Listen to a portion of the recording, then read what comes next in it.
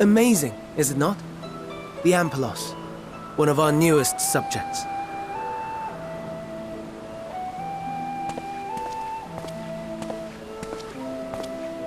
So, how are we coming along?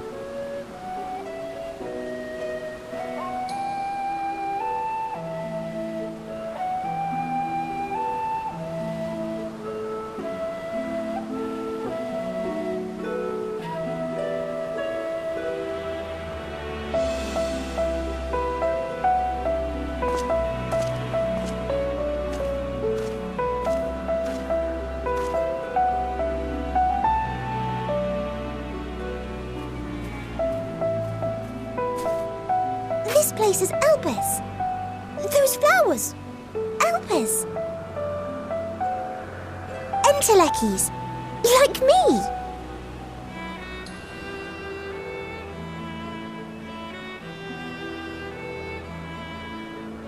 They are a product of Elpis, and so named for their birthplace. A happy accident, born of the hands of a former researcher who loved beautiful blossoms. Unique for how they change color, to reflect the emotional state of those nearby. Though be it here or elsewhere, they are seldom seen in any hue save purest white. Reflect the emotional state, you say? By what means do they achieve this? In creation, there exists an energy wholly apart from ether, one driven by emotions. In like manner to how we manipulate ether, this flower is subject to the influence of said energy.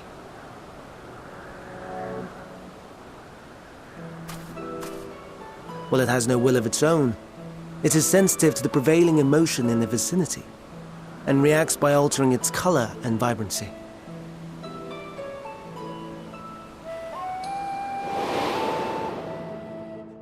Akasha? It is one of the unseen energies defined by Harnish alchemical theory. Though a gross oversimplification, some describe it as an essence influenced by feeling.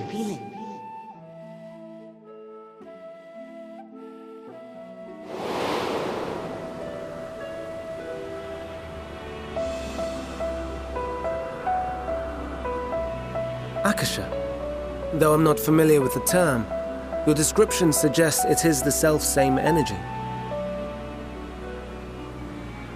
Dynamis, we call it. And those entities like the Elpis flower that have the ability to interact with this energy, converting emotions into tangible phenomena, are Entelekis. That's me! That's me! An Enteleki! That you are, my dear. And no ordinary one at that, but the first possessed of free will.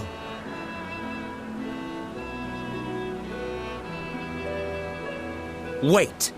A form of energy other than ether? Dynamis? I've never heard of such a thing. Hardly surprising. Dynamis cannot be seen, much less felt. And though its existence has long been theorized, we had no proof until the flower's serendipitous creation. What's more, Dynamis is far weaker than ether. Under normal circumstances, its effects are drowned out by the latter. On account of which, beings comprised of and reliant upon the ether, like you and I, are unable to make practical use of Dynamis. 'Tis a truly esoteric thing, known to but a select few scholars. Intriguing. Then, given the limitations you described, why create Neteon?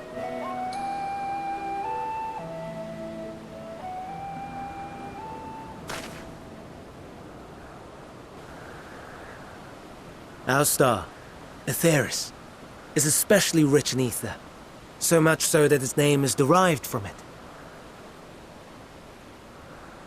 However, when we consider all energy in existence here and in the vast space beyond, Dynamis may account for as much as 68.3%. The more abundant form by far. Were we able to control it, we could open the door to limitless possibilities. 'Tis not unlike a gently flowing stream, unable to break through the dam of ether barring its path.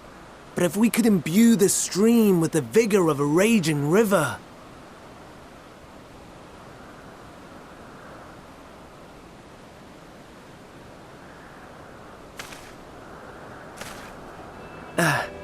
Not that I have such grand ambitions. Nay, I merely wish to create a being that could traverse the great expanse.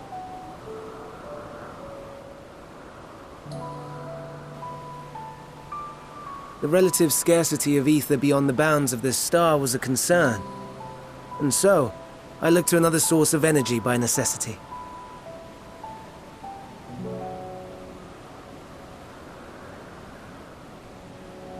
That being Dynamis. No wonder her ether is so thin. Precisely. Yours is thin too. Like an entelechy. Like me. So, are we the same? Entelecchies.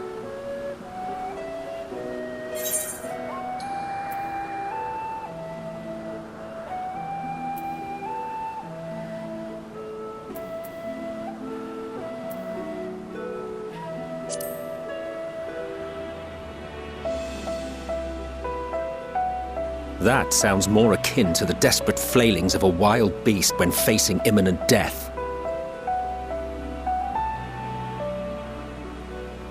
A deficit of ether alone does not an entelechy make. It would, however, make it easier for you to interact with Dynamis. And limited though its influence may be, this quality could prove the difference between victory and defeat. You'd do well not to underestimate it.